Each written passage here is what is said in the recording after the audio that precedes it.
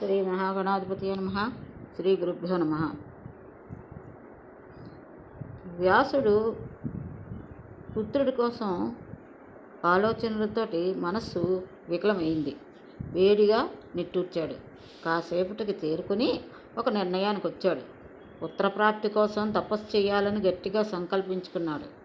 ఆశ్రమం వదిలి మేరుపర్వతం చేరుకున్నాడు. ఏ దేవుడు నా కోరిక తీరుస్తాడు? విష్ణువా, రుద్రుడా, ఇంద్రుడా, బ్రహ్మదేవుడా, సూర్యుడా, వినాయకుడా, కార్తికేయుడా, దిక్పాలకులా? ఎవరు? వ్యాసుడు నిర్ణయించుకోలేకపోతున్నాడు. అంతలో అనుకోకుండా నారద మహర్షి అటువైపు వచ్చాడు, వీణ మీటుకుంటూ. వ్యాసుడు భక్తితో అతిథి మర్యాదలు చేశాడు. కుశల ప్రశ్నలు అయ్యాయి. వ్యాసుడి ముఖంలో కనిపిస్తున్న ఆందోళనను నారదుడు గమనించాడు. కారణం ఏమిటని అడిగాడు. వ్యాసుడు తన మనసులో ఉన్నది చెప్పాడు. ఏ దేవుణ్ణి ప్రార్థించాలో తెలుసుకోకుండా ఉన్నాను, సలహా చెప్పమన్నాడు. వ్యాస మహర్షి వెనకటికి ఒకనాడు అదే ప్రశ్నను మా తండ్రి అయిన బ్రహ్మదేవుడు విష్ణుమూర్తిని అడిగాట. విష్ణుమూర్తి ఎప్పుడు ధ్యానంలో ఉండటాన్ని చూసి బ్రహ్మదేవుడు ఆశ్చర్యపోయి ఇలా అడిగాడు. దేవదేవ, జగత్పతి, త్రికాలజ్ఞ, నువ్వు దేనిని ధ్యానిస్తున్నావు? ఈ తపస్సు ఎందుకోసం? సర్వ జగత్పతివి కదా, నువ్వు తపస్సు చేయడం ఏమిటి? చాలా ఆశ్చర్యంగా ఉంది. నీ నాభికమలం నుంచి పుట్టిన నేను సృష్టికర్తనయ్యానే, నీకంటే అధికుడెవరు? నువ్వే కర్తవు, నువ్వే హర్తవు, నువ్వే కారణం, నువ్వే కార్యం. నీ ఇచ్ఛానుమాత్రం చేతే ఈ జగత్తుని నేను సృష్టిస్తున్నాను. కాలాంతంలో నీ ఆజ్ఞ మేరకు శివుడు సంహరిస్తున్నాడు. సూర్యచంద్రులు, అష్టదిక్పాలకులు నీ మాట ప్రకారం విధులు నిర్వహిస్తున్నారు. అటువంటి నువ్వు ఏ దేవుణ్ణి ధ్యానిస్తున్నావు? ఇది నాకు తెమలని సందేహంగా ఉంది. పుత్రుణ్ణి మాత్రమే కాదు, నీకు భక్తుణ్ణి నేను. దయచేసి సమాధానం చెప్పు. మహాత్ములకు గోప్యం ఉండదంటారు కదా. సృష్టికర్త సందేహాన్ని తీర్చడం తన కర్తవ్యం అనుకున్నాడు విష్ణుమూర్తి. చిద్విలాసంగా చిరునవ్వు చందిస్తూ కొడుకుకు సమాధానం చెప్పాడు. నాయనా, విరించి శ్రద్ధగా విను. నా మనసులో ఉంది చెప్తున్నాను. నువ్వు, నేను, శివుడు సృష్టి స్థితి లయకారకులమని ప్రపంచమంతా అనుకుంటోంది. కానీ ఈ విధులను మనతో నిర్వర్తింపచేసింది ఆదిపరాశక్తి అని వేదవేత్తలకు మాత్రమే తెలుసు. నీలో ఉన్న రాజశక్తి, అదే నీతో జగత్సృష్టి చేయిస్తోంది. నాలో ఉన్న సాత్విక శక్తి జగత్పాలన చేయిస్తోంది.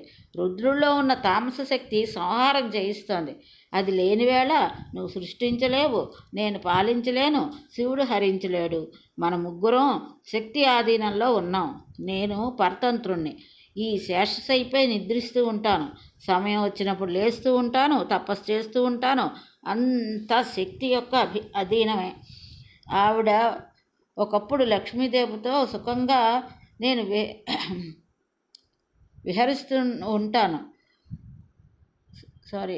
ఒకప్పుడు లక్ష్మీదేవితో నేను సుఖంగా విహరిస్తూ ఉంటాను.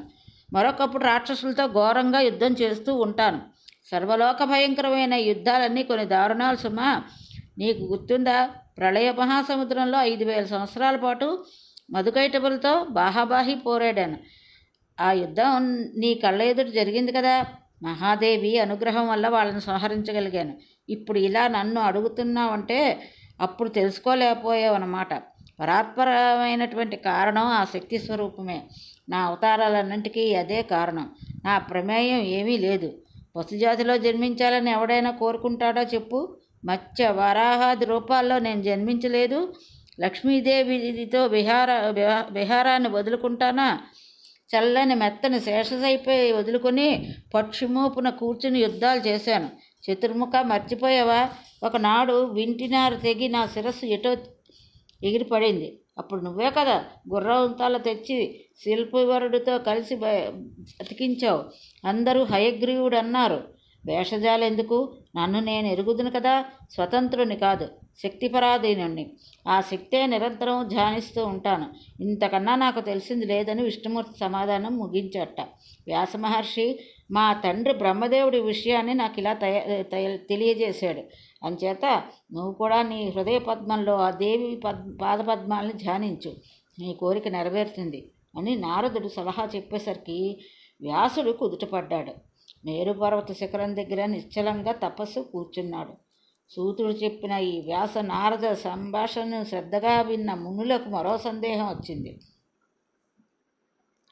సర్వకారణ కారణుడు జగన్నాథుడు అయినటువంటి విష్ణుమూర్తికి శిరస్సు తెగిపడడం ఏమిటి?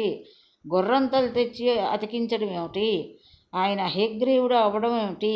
ఇదంతా చాలా విడ్డూరంగా ఉంది, వివరించి చెప్పమని ప్రార్థించారు. సూతుడు అందుకున్నాడు. హయగ్రీవ వృత్తాంతం అన్నమాట. మహామునులారా, సావధానంగా వినండి. పరమ తేజస్వి దేవదేవుడు అయినటువంటి విష్ణుమూర్తి జీవితంలో జరిగిన ఒక అపూర్వ సంఘటన చెప్తున్నాను. ఒకానొకప్పుడు జనార్దనుడు 10,000 సంవత్సరాల పాటు రాక్షసులతో భయంకరంగా మహాయుద్ధం చేసి బాగా అలసిపోయాడు. ఎక్కుపెట్టి ఉన్న ధనస్సును అలాగే ఒక సమతల ప్రదేశంలో నేలకు ఆంచి, పై కొనను గడ్డ ఆంచి, శరీర భారం అంతా ధనస్సుపై మోపి అలా నిలబడే నిద్రపోయాడు. అలసట దైవయోగమో చటుక్కున నిద్ర పట్టేసింది. గాఢ నిద్ర చాలా కాలం గడిచింది. అంతలోకి ఏదో యజ్ఞం చెయ్యాలని తలపెట్టిన దేవతలు బ్రహ్మను శివుణ్ణి తీసుకుని విష్ణులోకానికి వెళ్ళారు. యజ్ఞప్రభువు కదా విష్ణుమూర్తి, ఇది దేవకార్యం చేస్తున్న యజ్ఞమాయ, అంచేత జగన్నాథుడే అనుమతి తీసుకుని ప్రారంభిద్దాం అని వారి ఆకాంక్ష. తీరా వెళ్తే విష్ణులోకంలో విష్ణుమూర్తి కనపడలేదు. దివ్య దృష్టితో చూశారు. యుద్ధం ముగిసి నిశ్శబ్దంగా ఉన్న రణరంగంలో ధనస్సు మీద నిలబడి నిద్రపోతున్న కేశవుడు కనిపించాడు. అంతే. అందరూ ఒక్క ఉదుటిన అక్కడ చేరుకున్నారు. అలికిడైనా స్వామి లేవలేదు. నిద్ర లేపటం ఎలాగా? ఉపాయం ఆలోచించండి అన్నాడు దేవేంద్రుడు. నిద్రాభంగం చెయ్యకూడదు, మహాపాపం. అలాగని ఈ యజ్ఞాన్ని ఆపనలేము అంటూ సంశయంలో పడ్డాడు శంకరుడు. బ్రహ్మదేవుడికి ఒక ఉపాయం తట్టింది. ఒక వమ్రిని అంటే చెదపురుగుని సృష్టించాడు. వింటినారిని భక్షించమన్నాడు. అప్పుడు ధనస్సు జారి పడుతుంది, దేవదేవుడు లేస్తాడు, దేవకార్యం నెరవేరుతుంది అని పథకం చెప్పాడు. అందరూ అంగీకరించారు. కానీ ఆ చెదపురుగు ఒక ధర్మ సందేహం వెలువెచ్చింది. కమల సంభవ, జగద్గురువైన రమాపతికి నిద్రాభంగం చేయమంటావా? ఎలా చెయ్యను? నిద్రాభంగం, కథాభంగం, దాంపత్య భేదనం, శిశుమాతృ విభేదనం అంటే తల్లి బిడ్డల్ని విడదీయడం, ఇవి బ్రహ్మహత్యలో సమానమైన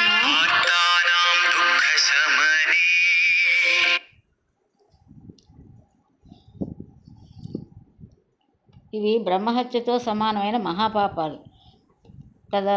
పోనీ ఇంత పాపానికి ఒరిగడితే నాకు ఒరిగేదేమిటి? వింటినారిని తింటే నాకు దక్కే ఫలమేమిటి? సర్వ పాపాలకు స్వార్థమే కదా మూలం. భక్షణం నా స్వార్థమే. ఫలం ఏమిటి? వమ్రి ప్రశ్నలకు బ్రహ్మదేవుడే సమాధానం చెప్పాడు. వమ్రి, నీకు యజ్ఞంలో భాగం కల్పిస్తాను. హోమగుండంలో హవిస్సులు పేల్చేటప్పుడు అటు ఇటు చెదరిపడే భాగాలు ఇక నుంచి నీవే. పద, త్వరగా విష్ణుమూర్తిని నిద్రలేపు, దేవకార్యం నెరవేర్చు అని ఒప్పించాడు. బ్రహ్మి వెళ్ళింది. నేలపై ఉన్న ధనుర్భంగం దగ్గరికి నారిని చటుక్కున కొరికింది. ఒక్క పెట్టున ధనస్సు ఎగిసిపడింది. భీకర శబ్దం భూగోణాంతరాల్లో ప్రతిధ్వనించింది. దేవతలంతా భయపడ్డారు. బ్రహ్మాండం సంక్షోభించింది. భూమి కంపించింది. సముద్రాలు మూర్ఛిల్లాయి. తిమింగలాలకు వణుకు పుట్టింది. జంజామార్తాలు వీచాయి. పర్వతాలు కక్కదిలాయి. ఆ అమంగళం సూచకంగా ఉల్కాపాతాలు, మహాత్పాతాలు జరిగాయి. హఠాత్తుగా సూర్యుడు అస్తమించాడు. చీకట్లు దట్టంగా వ్యాపించాయి. ఏం జరుగుతోందో తెలియక దేవతలంతా కలవరపడుతున్నారు. తాపసులారా, ధనస్సు పైకొనకు ఆంచి ఉన్న శిరస్సు దేవదేవుడి శిరస్సు, కుండలమండితమైన శిరస్సు త్రుటిలో తెగి ఎటో ఎగిరి ఎక్కడో పడిపోయింది. కొంతసేపటికి చీకట్లు విడిపోయాయి. బీభత్సం శాంతించింది. శిరస్సు లేని మొండెం కనిపించింది. దేవతలు బావురమన్నారు, భయపడ్డారు, నిశ్చేష్టులయ్యారు. జగన్నాయక, నువ్వే దేవాదిదేవుడు, సనాతనుడు. ఏంటి దారుణం? ఏమిటి మాయ? నీ శిరస్సును ఎవరు ఖండించారు? ఏమైపోయింది? నువ్వే అచ్ఛేదుడివే. ఆ అభేచ్ఛేదుడికి అగ్నికి కాలనివాడు అన్నమాట. నువ్వే ఇలా అయిపోతే మరి ఇంకా దేవతలలో మిగిలే దేవుడు? అంతా మరణిస్తారు. నీ పట్ల మాకున్న ప్రేమ, గౌరవం, ఆదరం ఏమైపోయాయి? స్వార్థం ఆవరించి నిన్ను పోగొట్టుకున్నాం, ఏడుస్తున్నాం. మేము తలపెట్టిన యజ్ఞానికి ఇది యక్షులో రాక్షసులో కల్పించిన విఘ్నం కానే కాదు. మాకు మేమే చేసుకున్నాం, స్వయంకృతం. ఎవరిని నిందిస్తాము? అందరూ పరాధీనులే. ఏం చేస్తాం? ఎక్కడికి పోతాం? ఎంత మూఢులం! మాకు ఇంక రక్షకుడెవరు? ఇది సాత్విక మాయ అందామా, రాజసమా, తామసమందామా? అన్ని మాయలకు అధిపతివి, జగద్గురుడివి, నీ శిరస్సే ఎగిరిపోయింది అంటే ఏమనాలి? ఇలా దిక్కుతోచక డీలాపడి విలపిస్తున్నారు బ్రహ్మ, శివుడు మొదలైన దేవతలంతా. పరిస్థితి గమనించాడు బృహస్పతి. దేవగురువు కదా, పైగా వేదాంతం వంట పట్టినవాడు. నెమ్మదిగా దేవతలను ఓదారుస్తూ ప్రసంగించాడు. మహానుభావులారా, ధైర్యం తెచ్చుకోండి. ఎంత దుఃఖించి ఏం లాభం? రవ్వంత తేరుకోండి. దేవతలే ఇంత బెంబేలు పడిపోతే ఎలాగా? ఉపాయం ఆలోచించండి. బుద్ధికి పని చెప్పండి. దైవబలం, పురుషాహంకారం రెండూ సమానమే. ఇప్పటి కర్తవ్యం ఉపాయమే. ఒకప్పుడు కాదు, అన్ని వేళలా, అన్ని విధాలా దైవం కంటే అదే అంటే పురుషాకారమే, ఆ ఉపాయమే ఫలిస్తుంది. బృహస్పతి ఇలా అనేసరికి ఇంద్రుడికి ఉక్రోషం వచ్చింది. దేవగురు, ఎందుకు వచ్చిన పౌరుషమయ్యా? అది వట్టి అనర్థకం. దైవమే గొప్పది. దాని శక్తికి తిరుగులేదు. లేకపోతే ఏమిటి ఈ దారుణం? దేవతలు, దేవత నాయకులు అందరూ కళ్ళు అప్పగించి చూస్తూనే ఉన్నాము. విష్ణుమూర్తి సరస్సు ఎగిరిపోయింది. అప్పటికి బ్రహ్మదేవుడు తేరుకున్నాడు. వేదాంత ధోరణిలో ప్రసంగించాడు. దేవేంద్ర, శుభం కానీ అశుభం కానీ కాలం తెచ్చిపెట్టిన దాన్ని అనుభవించవలసిందే. దైవఘటన తప్పించుకోలేము. ఎవరి ఘటన ఎవరికి వల్ల కాదు. దేహం ధరించాక సుఖదుఖాలు తప్పవు. నా సంగతే చూడు. ఒకప్పుడు ఈ శివుడు నా శిరస్సు ఖండించాడు కదా, ఆ శివుడికి శాపవశం వల్ల లింగపాతం జరిగింది కదా. అలాగే ఇప్పుడు హరి శిరస్సు ఏ సముద్రంలోనో పడిపోయింది. అంతా కాలమహిమ. నీ విషయము ఇంతేగా. సాక్షాత్తు దేవేంద్రుడివి, సచీపతివి. మరి నీకు శరీరం అంతా పొడలు రాలేదు? స్వర్ణసింహాసనం నుంచి ఎన్నిసార్లు భ్రష్టుడివి కాలేదు? అక్కడ ఇక్కడ తలదాచుకోలేదు? ఎంతటి వాడికైనా కష్టాలు రాక తప్పదు, అనుభవించక తప్పదు. ఎవ్వడు తప్పించుకోలేడం చేత అతిగా దుఃఖించక ఉపాయం ఆలోచించండి. సనాతని అయిన మహామాయను, మహావిద్యను, మహాదేవిని ధ్యానించండి. ఆ పరాశక్తి, ఆ నిర్గుణ, ఆ ప్రకృతి మనకు దారి చూపిస్తుంది. ఆవిడే బ్రహ్మ విద్య, జగద్ధాత్రి అంటే పోషకురాలు, సర్వలోకజన్య. ఈ ముల్లోకాలకు, చరాచర జగత్తు అంతటా ఆమె వ్యాపించింది. ఈ ఉపదేశానికి దేవతలంతా సమ్మతించారు. దేవీస్తవం ఆరంభించారు. బ్రహ్మదేవుడికి 4 ముఖాల్లోంచి వేదాలు మాతృ సూక్తం ఆలపించాయి. నమోదేవి మహామాయే విశ్వోత్పత్తికరే శివే నిర్గుణే సర్వభూతేసి మాతః శంకరకామదే. హే దేవి మహామాయ, నమో నమః. నువ్వు విశ్వోత్పత్తి కారణవి, శుభప్రదవు, నిర్గుణవు, సర్వభూతేశ్వరివి, జగన్మాతవు. శంకరుడంతటి వాడికి కోరికలు తీర్చిందానివి. ప్రాణకోటి అంతటికీ ప్రాణం నువ్వే. జీవకోటి అంతటికీ ఆధారభూమి నువ్వే. తెలివి, కలిమి, వెలుగు, ఓరిమి, శాంతి, శ్రద్ధ, మేధ, ధైర్యము, శృతి అన్నీ నువ్వే. ఉద్గీతంలో అర్ధమాత్రవు. నువ్వే గాయత్రివి. నువ్వే జయ, విజయ, ధాత్రి, లజ్జ, కీర్తి, స్పృహ, దయ అన్నీ నువ్వే.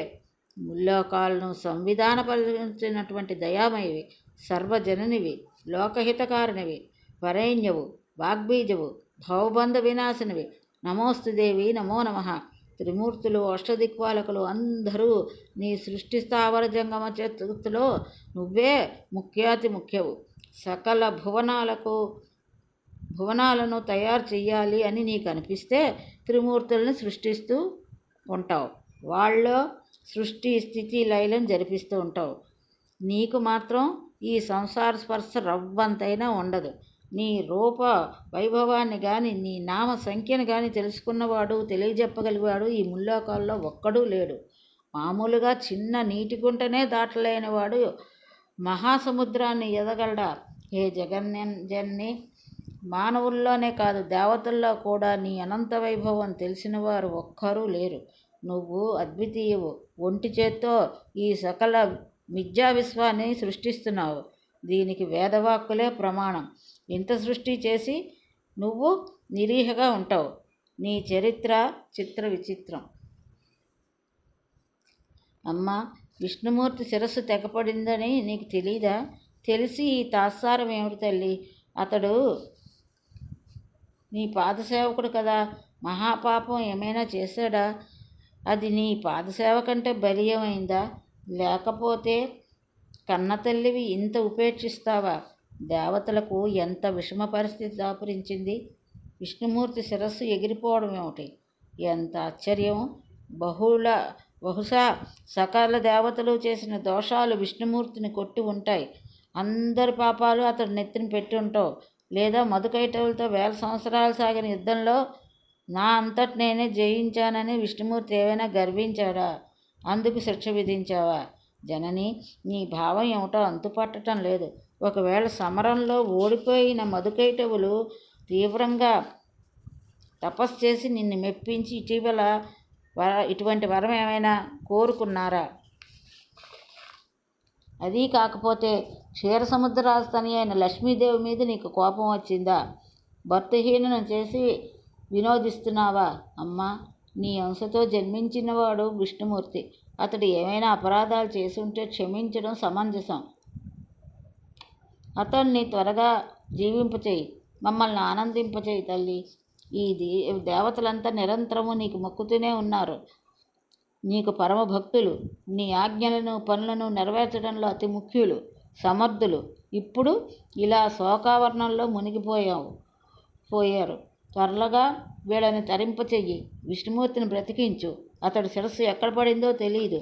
నీవు తప్ప మరో దిక్కు లేదు, మరొక ఉపాయం లేదు. అమృతంలాగా జగత్తుకి నీవే జీవన ప్రదాత్రివి. వేదాలు స్వయంగా చేసిన ఈ ప్రస్తుతికి మహేశ్వరి ప్రసన్నురాలయ్యింది.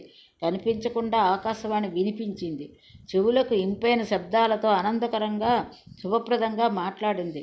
దేవతలారా, చింతించకండి. వేదస్థుతులతో నేను సంతృష్టి చెందాను. కుదుటపడండి.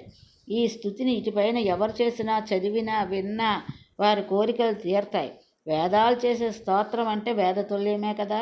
సరే, విష్ణుమూర్తి శిరస్సు అలా అయిపోవడానికి కారణం ఉంది. ఈ ప్రపంచంలో అకారణంగా ఏ పని జరగదు. ఈ విష్ణుమూర్తి ఒక రోజున తన ప్రియభార్య అయినటువంటి లక్ష్మీదేవి సుందరవదనాన్ని చూసి అదోలా నవ్వాడు. ఎందుకబ్బా అనుకుంది లక్ష్మీదేవి. నా ముఖం వికృతంగా కనిపించిందా? లేకపోతే ఉత్తినే ఎందుకు ఇలా నవ్వుతాడు? కాదులే, ఎవతనో నాకు సవితి తెచ్చి ఉంటాడు, అందుకే ఈ వంకర నవ్వు అని ఆవిడ ఒక నిర్ణయానికి వచ్చేసింది. మనస్సులో కోపం భగ్గుమంది. తామసీ శక్తి ఆమెలో ప్రవేశించింది. ఇది భవిష్యత్తులో దేవకార్యం కోసమే. పట్టరాని ఆ కోపంతో భర్తను శపించింది.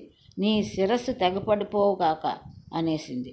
ఆ క్షణాన కాలయోగం అటువంటిది. తన సుఖాన్నే మర్చిపోయింది. వైధవ్యం కన్నా సపత్ని దుఃఖం ఎక్కువ అనుకుంది. స్త్రీ స్వభావం అలాంటిది కదా. ఆ శాపం ఇప్పుడు కార్యరూపం ధరించింది. శిరస్సు వెళ్ళి ఉప్పు సముద్రంలో పడిపోయింది. అయినా పర్వాలేదు, ఇప్పుడే సౌరిని బ్రతికిస్తాను. సురసత్తములారా, మీరు తలపెట్టిన ఈ మహాకార్యం నెరవేరుతుంది, సందేహం లేదు. ఈ సంఘటనకు మరో చిన్న కారణం కూడా ఉందని చెప్తాను వినండి. ఒకనాడు హయగ్రీవుడనే రాక్షస మహావీరుడు సరస్వతీ నదీ తీరంలో పరమ దారుణంగా తపస్సు చేశాడు.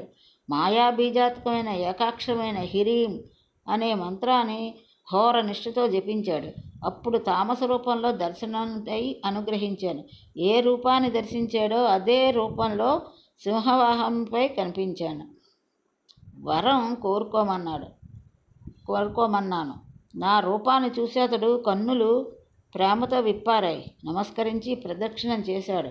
ఆనంద బాష్పాలతో దొప్పతోగుతూ అద్భుతంగా స్తుతించాడు. నమో దేవ్యై మహామాయే సృష్టి అంచకారిణి భక్తానుగ్రహ చతురే కామదే మోక్షదే శివే.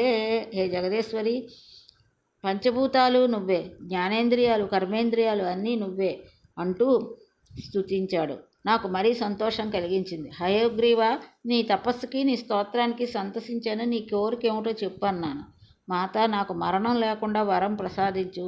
నేను యోగిగా సురాసురులకు అజేయుడిగా అమరుడుగా ఉండిపోవాలి, అనుగ్రహించు అన్నాడు. హయవదన, ఇది అసంభవం. పుట్టినవాడు గిట్టక తప్పదు, గిట్టినవాడు తిరిగి పుట్టక తప్పదు. ఇది లోకంలో స్థిరపడిన మర్యాద. దీనికి భిన్నంగా నువ్వు అమరుడు ఎలా అవుతావు? కుదరదు. కాబట్టి రాక్షసోత్తమ, మరణం తప్పదు అనే మాటను నిశ్చయంగా మనసులో పెట్టుకుని బాగా ఆలోచించి నీ ఇష్టమైన వరాన్ని కోరుకో. సరే, అయితే జగదాంబిక, హయగ్రీవుడి చేతిలో తప్ప మరి ఇంకెవరి చేతిలోని నాకు మృత్యువు ఉండకూడదు. ఈ వరం ప్రసాదించు అన్నాడు. రాక్షస మహావీర, తదాస్తు. ఇంకింటికి వెళ్ళు, సుఖంగా రాజ్యం పరిపాలన చేసుకో. హయగ్రీవుడి చేతిలో తప్ప మరి ఇంకెవరి చేతిలోనూ నీకు చావు లేదు. ఇలా వరం ఇచ్చినటువంటి నేను అంతర్ధానం చెందాను. ఆ హయవదన రాక్షసుడు పట్రాన ఆనందంతో ఇంటికి వెళ్ళి అక్కడి నుంచి వేద విధులను మునులను దారుణంగా హింసించడం మొదలుపెట్టాడు. ఆ దుష్టుణ్ణి సంహరించగలవాడు ఈ భువనత్రయంలో ఎవరూ లేరు. అంచేత ఓ దేవతలారా, ఒక అందమైన గుర్రపతలను తీసుకురండి.